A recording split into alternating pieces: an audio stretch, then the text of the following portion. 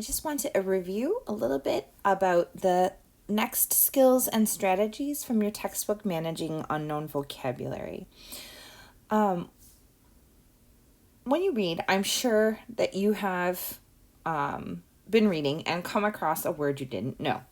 Maybe you stopped and you looked that word up in the dictionary, or you Google translated the word, which I don't recommend. But whatever you did, it stopped your reading. It interrupted your fluency in your reading. And whether you know it or not, it actually made understanding the reading a little bit harder for you. Your goal is to understand key vocabulary that allows you to understand the main ideas and the most important supporting details of a reading. Some vocabulary is not that important. I know it sounds crazy, but it's true.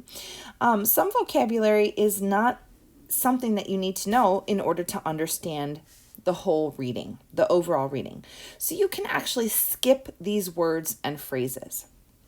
Sometimes you might be able to understand the word from context. So just understanding the word while you are reading is enough for you to continue reading.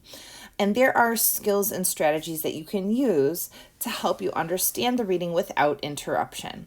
So here your textbook has a few examples of some strategies that you can use to help you improve your fluency even when you come across vocabulary words that you don't know.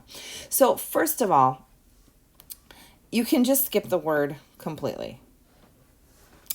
If it's a word you don't know, but you can still understand the sentence, don't worry about it. Let it go. Here, CVD has grown at an astonishingly rapid rate in the developing world.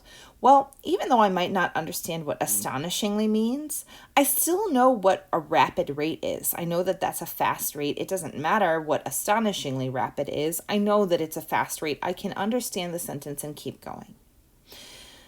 Sometimes clues in the sentence will actually help you understand what that word means. So medical research requires a great deal of money. Most of the funding comes from the government. So here I see the word money. So from that context clue, I can guess that funding must mean something similar or must have something to do with money. And that's enough for me to understand the sentence. Sometimes authors are really clever and they actually put a definition right there in the sentence for you. So it's important for you to recognize some of those signal words that help you know that a definition is right there in the sentence. Diseases that affect the lungs and breathing are referred to as respiratory diseases. Well, referred to is a definition marker.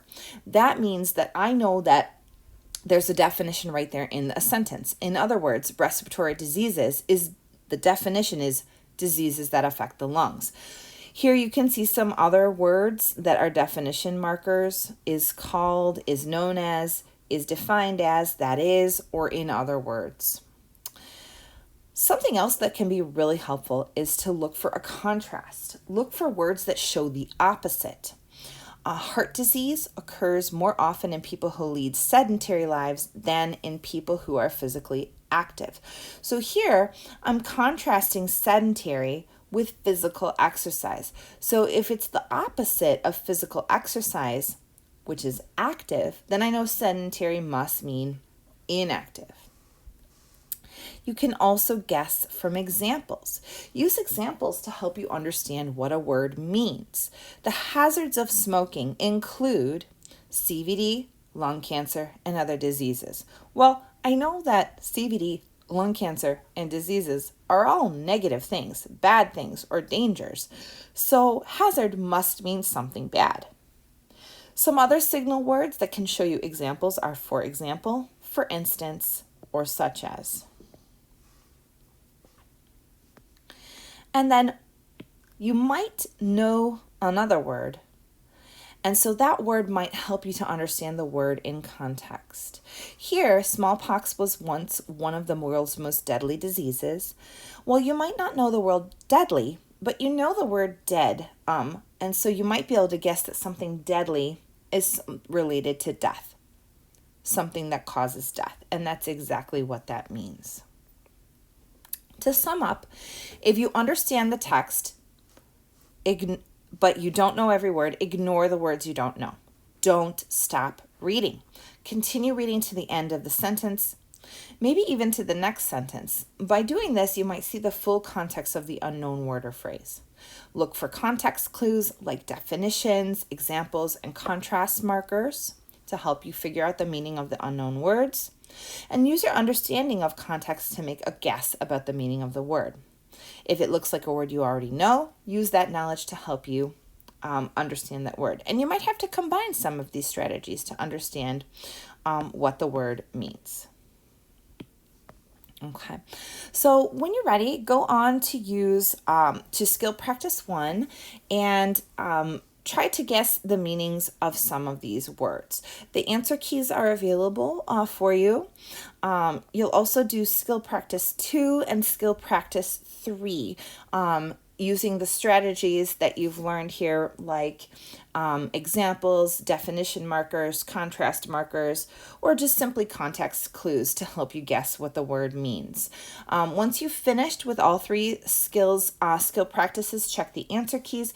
If you have any questions after checking the answer keys, please post to the questions asked and answered discussion board or send me an email or come talk to me during office hours. Good luck with the activity.